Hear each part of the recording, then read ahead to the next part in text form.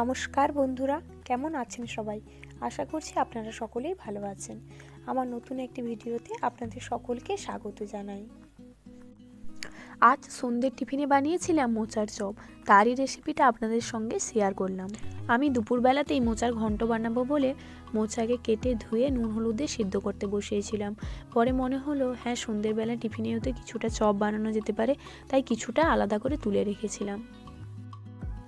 এখানে রয়েছে সেদ্ধ করা মোচা আর আলু, এবং এখানে আমি পেঁয়াজ কুচিয়ে নিয়েছি এবং কিছুটা পরিমাণে রসুনও কুচিয়ে নিয়েছি। চলুন এবার শুরু করে দিই। প্রথমে কড়াইতে দিয়ে দিয়েছি তেল। তেল গরম হলেই আমরা রসুন কুচি দিয়ে দেব। এই যে দিয়ে দিয়েছি রসুন কুচি ভাজা হয়ে গেলে এবার দিয়ে দেব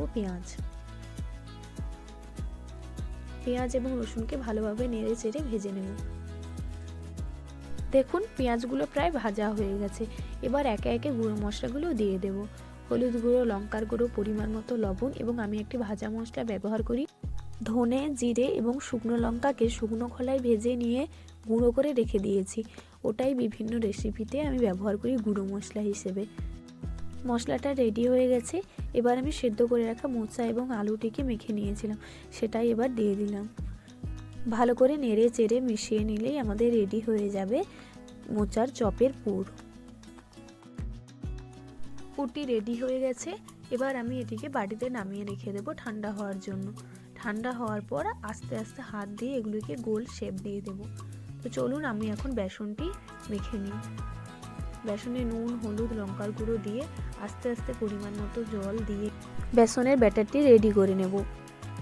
বেসনের ব্যাটারটি এমনভাবে রেডি করবেন, না হবে ঘন না হবে পাতলা, মোটামুটি যেন একটা ভালো টেক্সচার চলে আসে। আমি যেরকম ঘনত্বে রেখেছি আপনারা সেরকম করলেই হবে। চলুন এবার পুরটি ঠান্ডা হয়ে গেছে। এগুলোকে এবার হাতের সাহায্যে গোল গোল করে শেপ দিয়ে দিই। আপনারা আপনাদের মনের মতো করে শেপ দিতে পারেন। হাতে একটু বেসন ছড়িয়ে নেবেন যাতে এগুলো হাতে না লেগে যায়। আমি এবার একে একে প্রত্যেকটা শেপ দিয়ে দিই, তারপর আপনাদেরকে দেখাচ্ছি। সবগুলো রেডি করে নিয়েছি, এবার একে একে ভেজে নেব। এবার কড়াইতে দিয়ে দিচ্ছি কিছুটা পরিমাণে সাদা তেল। তেলটা গরম হলে আস্তে আস্তে চপগুলো ভেজে নেব।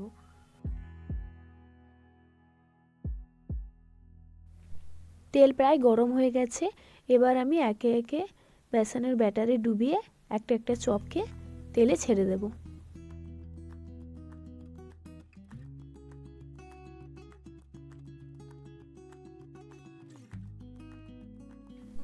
এগুলোকে এবার উল্টে পাল্টে লাল লাল করে ভেজে নেব। দেখুন প্রায় সবগুলোই ভাজা হয়ে গেছে। এবার এগুলোকে নামিয়ে নেব।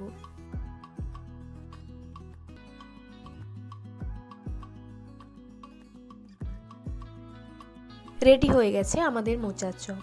ও অফিস থেকে চলে এসেছে, চলুন এবার ওকে খেতে দিয়ে দিই।